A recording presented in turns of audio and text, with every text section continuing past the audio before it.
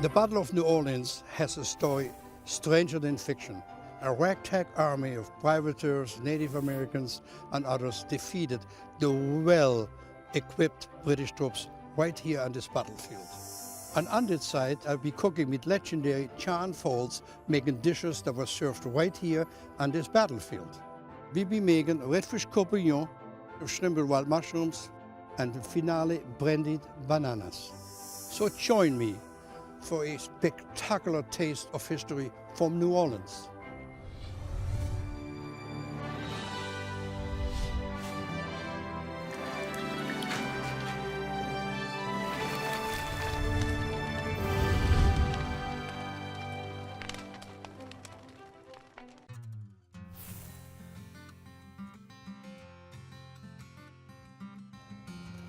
The legendary John Fowles here. Hey, Chef, how you doing? And So good to see you. And a legendary place we're here today. This is absolutely the most revered place to Louisianians. If this battle would have been lost, the United States would not exist.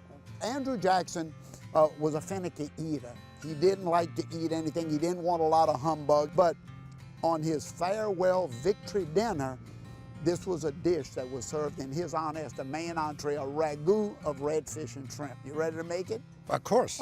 Look, Can't wait for it. We have our pot, and you know in Louisiana, everything begins with great conversation and ends with a roux. I have a little bit of oil in here, so we're gonna go ahead and put our flour in, and you can throw that flour in there, just dump it all in. This is gonna be a lighter roux because the dark brown roux is made for more game dishes, but for seafood dishes, we just need... It's more delicate. So. Yeah, more delicate. We only want this to be a good thickening agent with a little bit of color. Now look at our fish over here. This fish is available all around Louisiana. It would have been the preferred fish of the day. And then the river shrimp. We had beautiful shrimp that swam in the Mississippi River, yet it was sweet shrimp.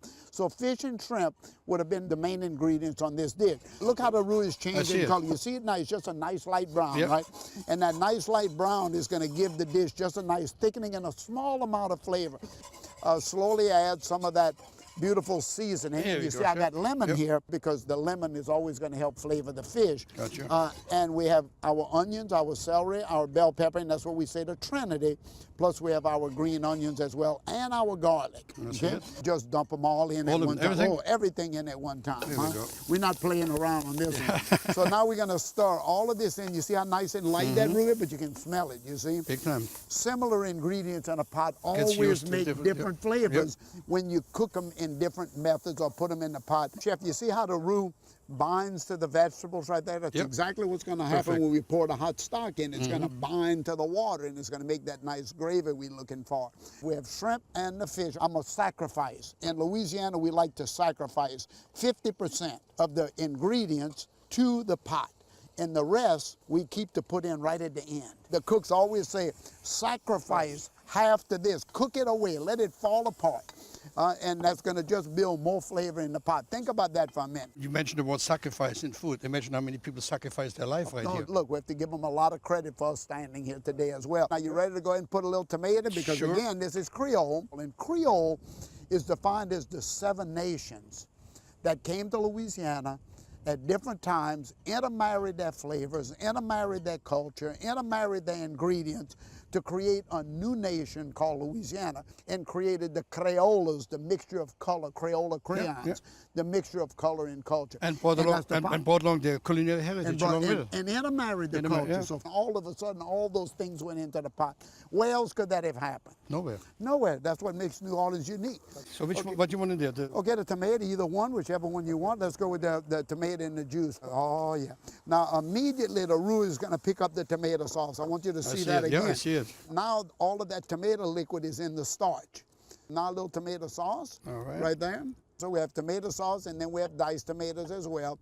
Now, give me a little bit of that lemon juice. Okay. And we can even add 1 sliced lemon if we have a piece of sliced lemon. Look, it's right here. We have one right there. You can throw a little sliced lemon right in there. Just one in there. Look at that, how nice that's beginning to look. Okay, so we got that in. Now, look, we're in New Orleans, so we have to have a little red wine and a little herbs and bay leaves in our cooking. So why don't you go ahead and put me about a 1/4 cup. That's perfect.